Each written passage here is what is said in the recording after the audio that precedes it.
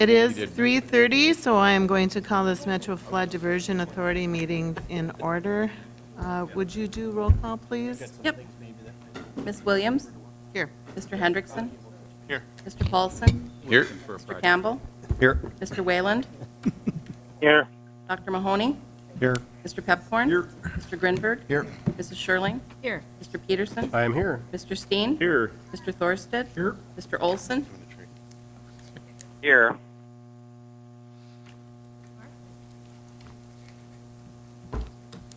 Thank you.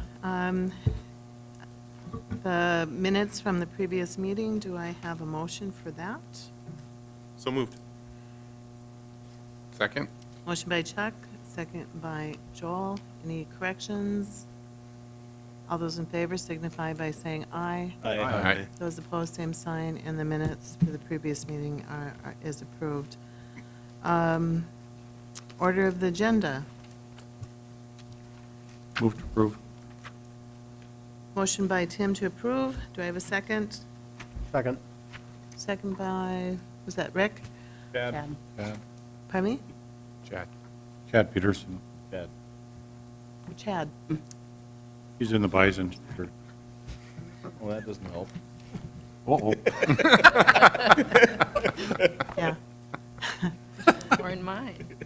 Second by Chad. All those in favor of the order of agenda, please signify by saying aye. Aye. Those opposed, same sign, and the agenda is approved. So management, we have the PMC report. Martin, you're on. Thank you. Madam Chair, members of the board, this month, in terms of August accomplishments and activities, continue to support the Corps and Minnesota DNR to advance the supplemental EA and the supplemental EIS, and continue to work with them and other parties to advance the permit application review. Obviously, we're breathlessly anticipating the publishing of those documents and the opportunity to provide comment. Also conducted the Core and in-town Plan B as submitted cost estimate workshops. I think there'll be a further information about that during the Finance Committee report. Work package 42E, the 2nd Street South closure and pump station bid documents were prepared, and those will be advertised. Oops. Now I have to put on my glasses.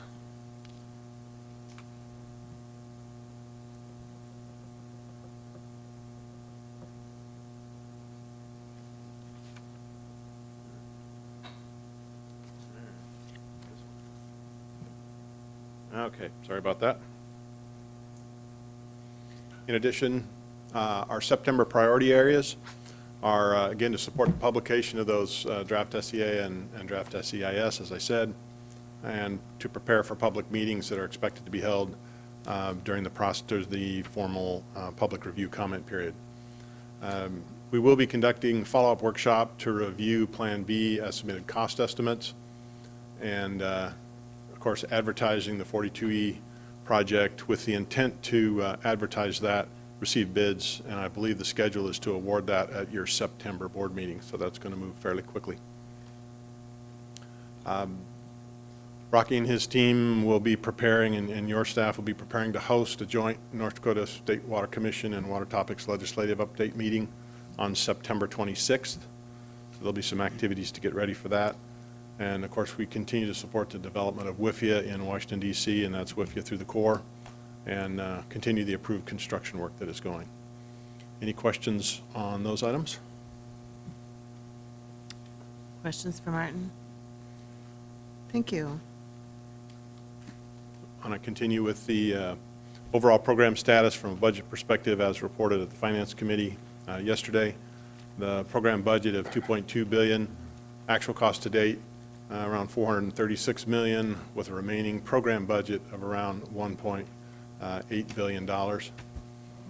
And from a 2018 cash budget perspective, of the $82.5 million fiscal year 2018 cash budget, you've spent about $27.2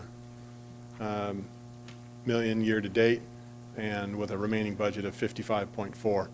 I might point out that there was discussion at the Finance Committee yesterday about reallocating budget items and realigning things for 2018, and we've been asked to come back later at a later meeting and report that out.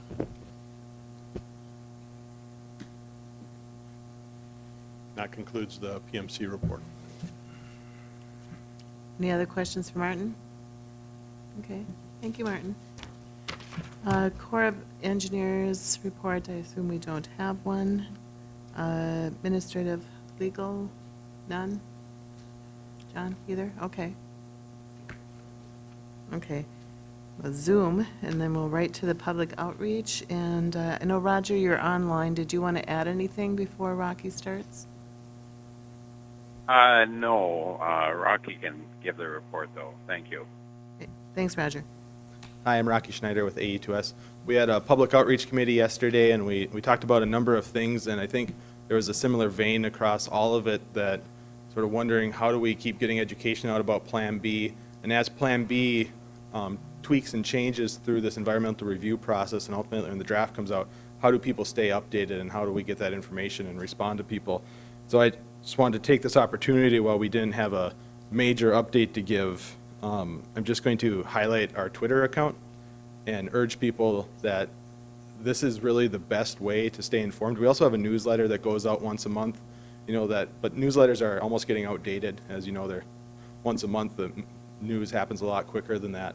Our Twitter feed is updated regularly. It's got better access to what's new. If you've ever been to our website to try to find a file, we have a lengthy history of studies and documents and maps, and it can be, while it's all try to be organized as possible, it can be more confusing to figure out what's the latest and greatest information.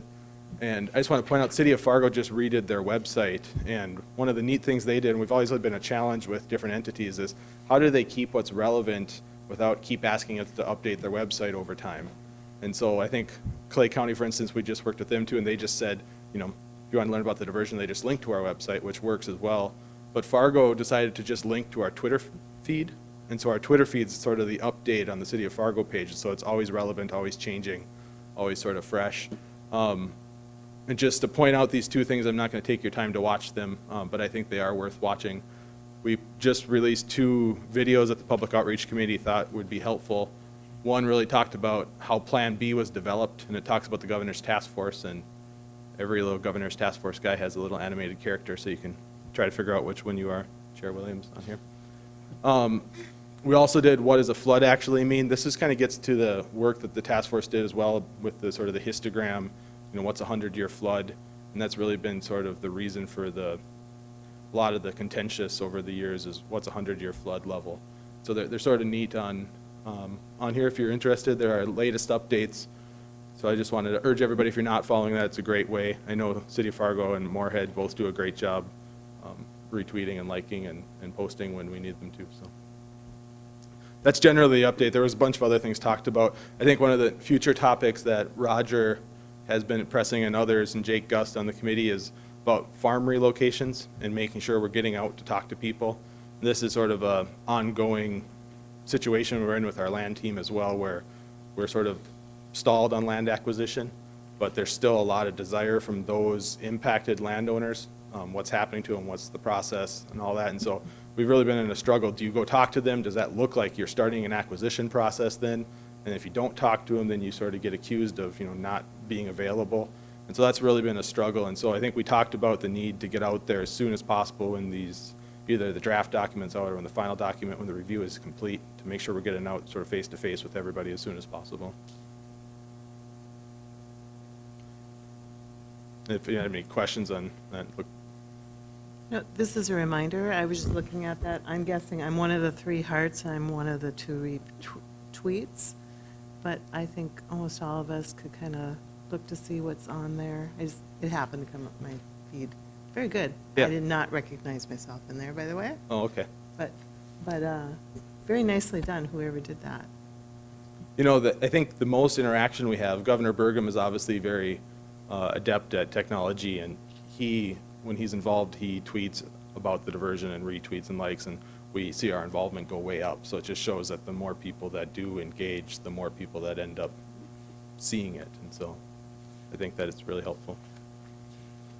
Rocky, you know, when we had certain rules, when we went into Oxbow, replacement value, those types of issues, is there some methodology in which you're going to tell people what the rules are? I know some of the farmers have like storage facilities on their farm and wondering whether they would get a new storage facility if they had to move their farm. So just curious, when we saw the paper about the couple that has to move out of their farmstead, are they aware of all the rules, or is there something that if I was a landowner, you would tell me, or would that be personal conversation? So a couple things on that. On Monday, we're going to put the new mitigation plan update on the website and make that available. I think the old one's still on there, but that's several years old, and it was sort of Plan A. So we'll have the updates with Plan B that has a lot of review from a lot of different agencies as well. And so that'll have a lot of that, but the farmstead relocation is sort of a unique niche of the land acquisition, and I know the joint board talked about it this morning as well, and maybe Roger has an update on that, but they're looking at doing sort of like we did with organic farms, is where we have a test example to actually run through the process, sort of find where the bugs are in the system, so we can make sure we have all those good answers for people, because right now we probably don't have a perfectly defendable relocation process for farmsteads, and so that's why we're working through that process, so that when we do get there to that level, we'll be ready. Thank you.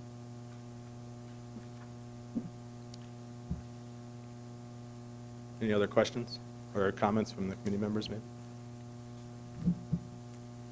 Okay. Thank you, Rocky. Thanks. Business Leaders Task Force. Tom, do you have anything? I don't have anything to report other than Rocky and I just talked prior to the meeting, and Rocky and Craig have been in contact about having a meeting toward the middle of September. So hopefully at this meeting next month, I'll have something to report. Great. Thank you. Land Management. Mary? Thank you. Land management, again, did not meet this month. We are working, continue to work on that mitigation plan, and the work with NDSU for the flowage easement study should be completed in September, I believe, phase 1, and then we'll get into phase 2. And I don't see anybody from lands here, so I don't think there's anything else really to add to land management. We're ready to roll whenever we get a green light. But I can just go right into the Land Management Committee. According to our JPA, Cass County can recommend for appointment to Land Management Committee 3 individuals. Currently, those 3 people are myself, Commissioner Chad Peterson, and Mayor Nyhoff in Oxbow. And since things have been pretty much buttoned up in Oxbow, Mayor Nyhoff has agreed to step aside from that position, and the Mayor of Forest, Corey Peterson, has expressed an interest to be involved. And I think from a public outreach perspective especially, that's really helpful to have that connection down there. So at our last commission meeting on Monday, we voted unanimously to recommend to this body to appoint Corey Peterson, Mayor of Forest, to the Land Management Committee. So I would make that motion. Second. Motion by Mary, second by Kevin. And by the way, welcome to the meeting, Mayor. Mayor, you want to stand up so they see how handsome you are? Thank you for making him comfortable. And with that, all those in favor signify by saying aye. Aye. Those opposed, same sign. And welcome to the Land Management, Mayor. Is that everything, That's everything. Mary? Okay, great. Thank you very much. Finance, Tony. Thank you, Madam Chair. Martin covered some of the main points of the finances. I would just add on the back page of, or one of your pages here in 8A, just shows our cash balance at $73.2 million. And I'm going to ask Martin to come up under item 8E to talk about a change order we approved yesterday that's part of a handout. I think it's everybody's desk. And it gets to Mr. Dawson's point about a meeting with the Business Leaders Task Force. We also set a special, or second meeting rather, of the Finance Committee on September 11th, and that is linked to the deadline of September 6th, with cost estimates being aligned And there's a little further work that has to be done that Martin's going to talk about under 8E. But I just wanted to note that as well, when the business leader task force, it might be timing of the calendar dates of finance as well as the diversion authority meeting here later in September, where we're going to be with, you know, the new budget, if you will, for Plan B. So that said, I would move into 8B and then move for approval of the expenditures that are listed, titled 8B. Move to approve. Is there a second, Tim? I think his is Tony's is the. I'll second. Okay, Tony's the second, Tim's a motion. Is there any questions on that item? Roll call vote, please. Ms. Williams? Yes. Mr. Hendrickson? Yes. Mr. Paulson? Yes. Mr. Campbell? Yes. Mr. Wayland? yes, Dr. Mahoney? Aye. Mr. Pepcorn? Yes. Mr. Grinberg? Aye. Mrs. Schirling? Yes. Mr. Peterson? Yes. Mr. Steen? Yes. Mr. Thorsted? Yes. Mr. Olson? Yes. Great, thank you. 8C, yesterday, by almost unanimous vote yesterday, we did approve or recommend the extension of the contract for Fredericks and Byron till the end of the year for services and working with DNR and the state of Minnesota. We had a good discussion on that, tying into the anticipation of Plan B and permitting as we move through the final months of this calendar year. And so I don't know if Rocky wanted to touch on any more specifics on that. But it was the consensus, near majority, that we should move forward at least through the end of the year with the terms of renewing this. And there was some discussion as well about, you know, how do we know what's going on? We don't ever receive a report. Some of the comments were that largely the interactions on the Minnesota side with the Minnesota leaders of diversion. And so I think the desire was just to have a regular update from the firm on, you know, what has been going on in the future. Yeah, no, I appreciated the discussion yesterday, and I had a few discussions since then on it. There were a number of highlights over the last year of their work, and I'd be happy to sort of share a report with the board on that. You know, it's legislative activities are obviously somewhat sensitive. You don't want to sort of give away the game plan type thing, but I think we've done a lot of good work. And, you know, on the Minnesota side with legislative, we usually haven't involved North Dakota officials, and same with vice versa, just maybe for somewhat obvious reasons. But I think that it's a great interest if you are involved in what's happening across the river and want to be involved in that, or at least oversight of that, and we can work better to make sure that we relay that information better. So with that, I'd move that we approve the extension through the end of this calendar year. Second. It's a motion by Tony, second by Joel. Is there any comments, questions? Roll call vote, please. Ms. Williams? Yes. Mr. Hendrickson? Yes. Mr. Paulson? Yes. Mr. Campbell? Yes. Mr. Wayland? yes, Dr. Mahoney? Aye. Mr. Pepcorn? Aye. Mr. Grinberg? Aye. Mrs. Schirling? Yes. Mr. Peterson? Yes. Mr. Steen? Yes. Mr. Thorsted? Yes. Mr. Olson? Yes. Okay, so the contract is approved. Next 8D, as you recall from our prior month's discussion on change orders and authority between co-directors, we asked for some changes that Mr. Shockley will explain on the nature where we're at with the project and the scope, and then dollar amounts for approvals. And so we went through that yesterday, recommended approval to the Diversion Authority, and I asked John to explain it. Thank you, Madam Chair. As the Chair of the Finance Committee indicated, there was some discussion from the preceding month regarding the approval authority of the co-executive directors. A little bit of history: back in November 10th of 2016, the Diversion Authority board had approved a procedure for the approval of contracting actions. And since that time, a lot has changed in the project, obviously resulting in a different view of, during the current status of what types of work orders and change orders should come before the Finance Committee and then ultimately before the Diversion Board of Authority. I think when the when the contracting actions resolution was drafted in November of 2016, we were ramping up for full project delivery, and there was envisioned more task orders would need to come before the co-executive directors or ultimately an executive director. And so the question really arose in today's world, whether or not that amount of discretion regarding task orders in 600, $100,000 amounts should be approved by the co-executive directors or should come to the finance committee and then ultimately to this board. After the discussion, there was some direction given to the co-executive directors and myself to meet and just discuss what this approval authority should be and try to, make a temporary change to it if we get back into a mode where we're intending to have full-on construction. We may revisit it. But based upon those discussions, we're recommending a few tweaks to the resolution, which are included. I handed out an updated resolution based upon yesterday's discussion. The first sections, 1, 2, 3, 4, 4 and 5 are really updates to the state law. State law changed in 2017. The bidding threshold for public contracts was previously $100,000, and it increased to $150,000. So that's just an update based upon state law. We felt it was an appropriate time to make that change.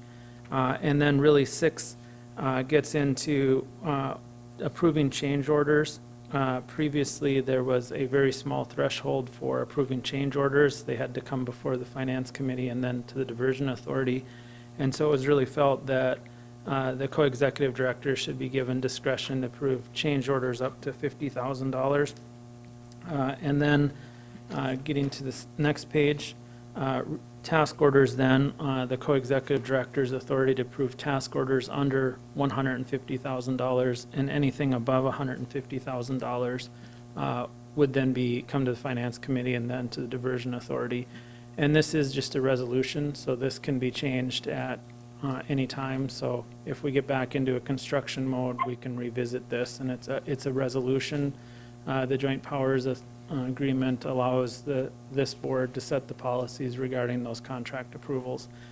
In your packet, there's also kind of a nice matrix about how approvals work. The co-executive directors just asked if we could put that together so that you had some information about how that approval process worked. I can certainly answer any questions that you might have regarding the update.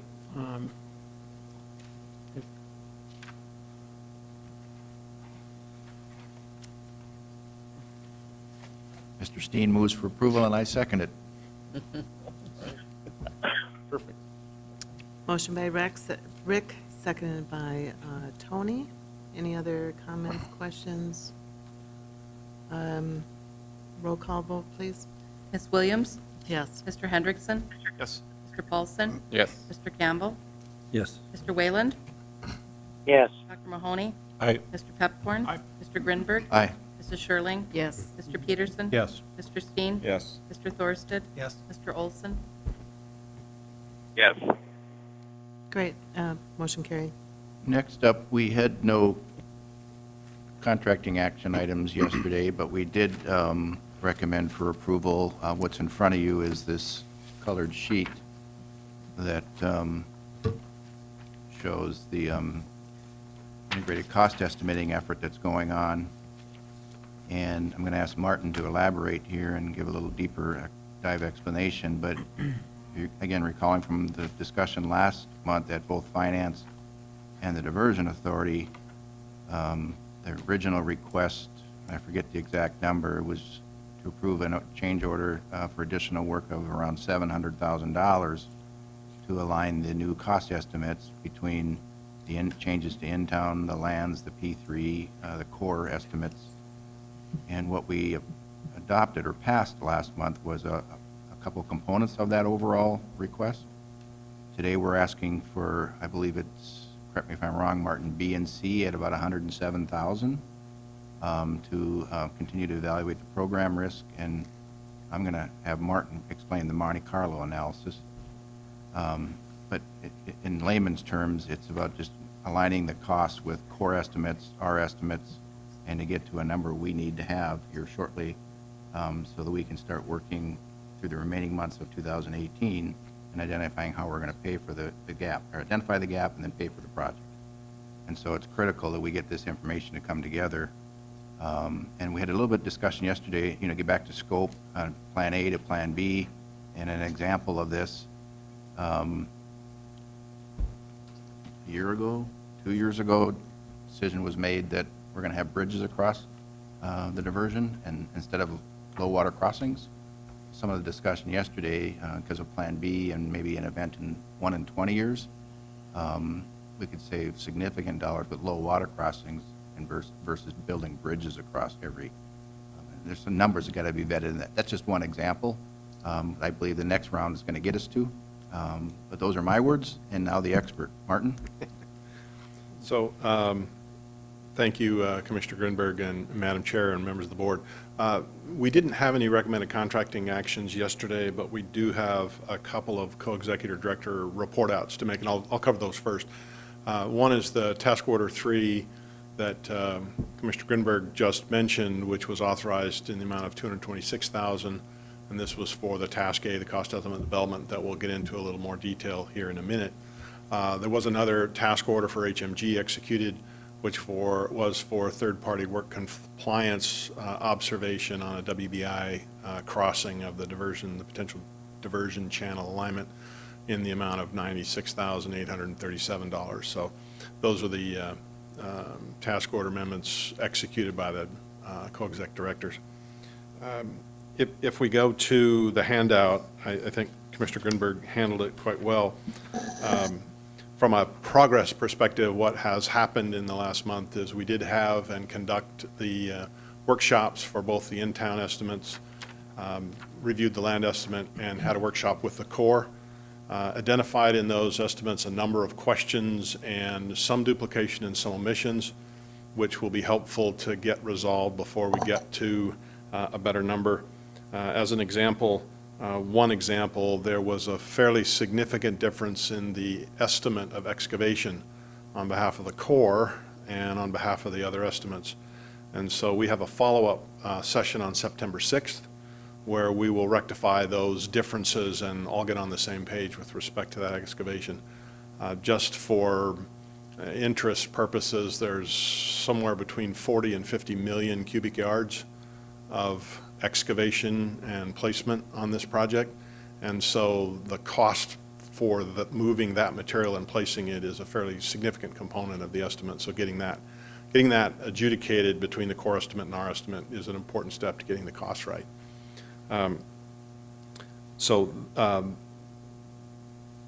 As Commissioner pointed out, there were 5 tasks in that task order. The next 2 steps, and there is a front and back to this handout.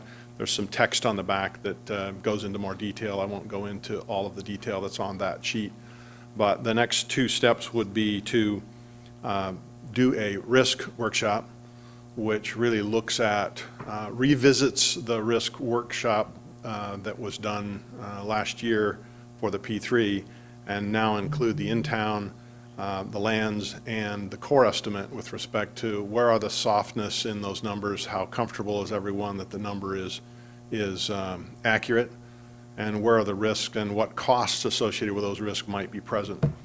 And once you go through that step, the Monte Carlo analysis is really to statistically look at each one of those risks, identify what the most likely cost would be, what the minimal cost would be, and what the maximum impact might be, and then assemble all of those across all the risk items of all the estimates and get a better idea of what contingency then should be applied to the base cost estimate and then ultimately into the financial plan you're talking about. So those are the next 2 steps that Commissioner Grinberg mentioned that were discussed yesterday in finance and recommended to go forward, and those combined are the total of the $107,000. And we would be ready for that number and completing that work in September and in time for the legislative update meeting on September 26th.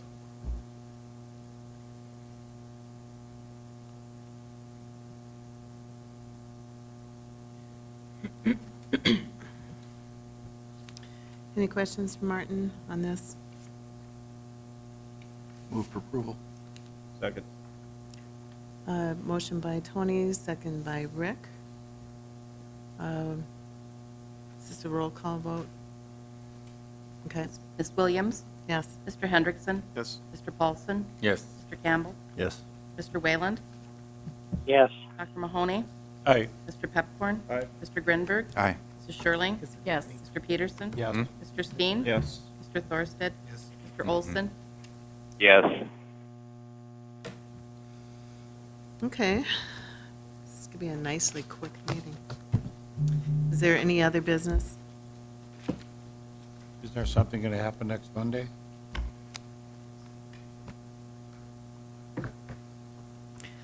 Next meeting is September 27th. Somebody want to do a motion for adjournment? So moved. Second. Motion by Rick, second by Mary. All those in favor to adjourn signify by saying aye. Aye. Those opposed, same sign, and